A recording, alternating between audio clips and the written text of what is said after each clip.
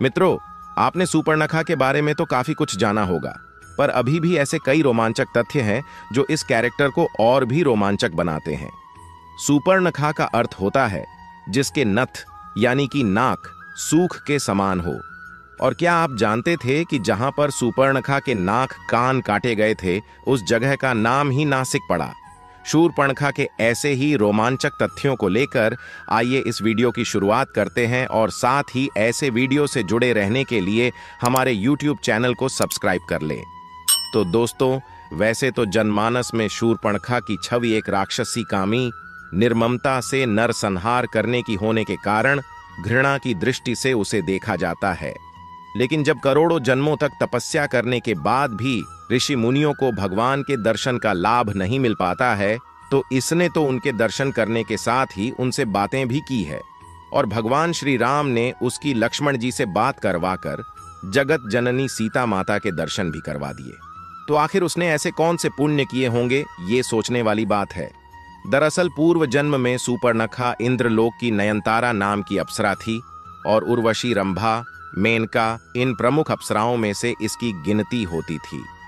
नयनतारा नृत्य के साथ ही आंखों से भी बहुत सुंदर इशारे किया करती थी, और आंखें भी बहुत सुंदर थीं, जिसके कारण वह इंद्र की प्रेयसी बनी थी।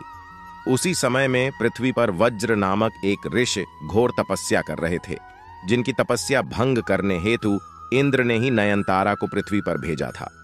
परंतु वज्र की तपस्या भंग होने के कारण उन्होंने नयनतारा को राक्षसी होने का श्राप दे दिया था, जिसके बाद ऋषि से क्षमा याचना करने पर वज्र ऋषि ने उससे कहा कि राक्षस जन्म में ही तुम्हें प्रभु के दर्शन होंगे।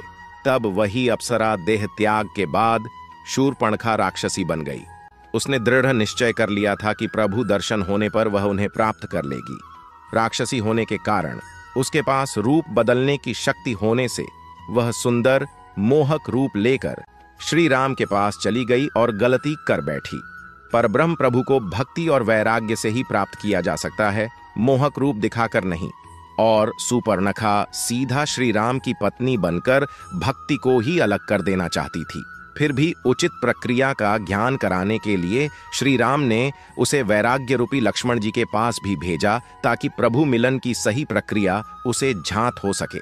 मित्रों, कहा यह भी जाता है कि पूर्व जन्मों में सूर्पणखा एक सर्पिणी थी, जो कि शेषनाग यानी कि लक्ष्मण जी की पत्नी भी रह चुकी है।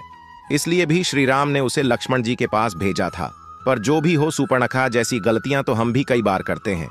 जैसे मंदिर में जाने पर अगरबत्ती का खाली पैकेट हो, या फिर नारियल माला या प्रसाद की पॉलीथिन, या फिर माचिस की तीली, ये सब मंदिर परिसर से बाहर किसी डस्टबिन में डालने की जगह मंदिर में ही कहीं पर भी फेंक देते हैं।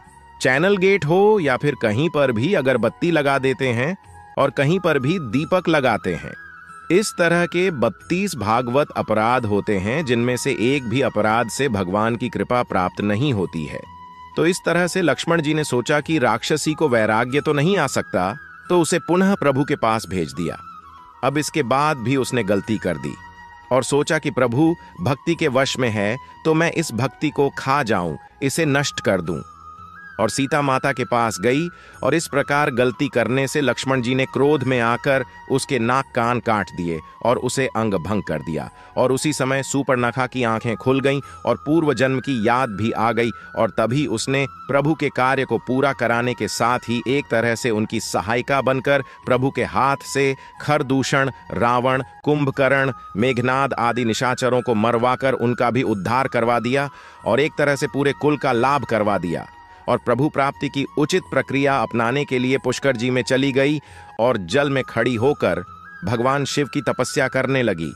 और बताया जाता है कि सूर्पणखा की 10,000 वर्ष की कठिन तपस्या से प्रसन्न होकर शिवजी ने उसे दर्शन दिए, और यह वर प्रदान किया कि 28वें द्वापर युग में जब श्री राम कृष्ण अवतार लेंगे, तब कुब्जा के रूप में तुम्हें श्री कृष्ण भगवान आशीर्वाद देंगे और तुम्हारी कुबड़ ठीक करगे।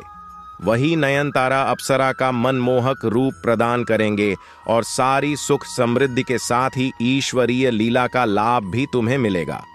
तो मित्रों, आपको सूर्पणखा के इस अद्भुत तपस्वी चरित्र के बारे में भी पहले से पता था, तो हमें कमेंट करके जरूर बताएं, और हमारे वीडियो से कुछ सीखने को भी मिलता है।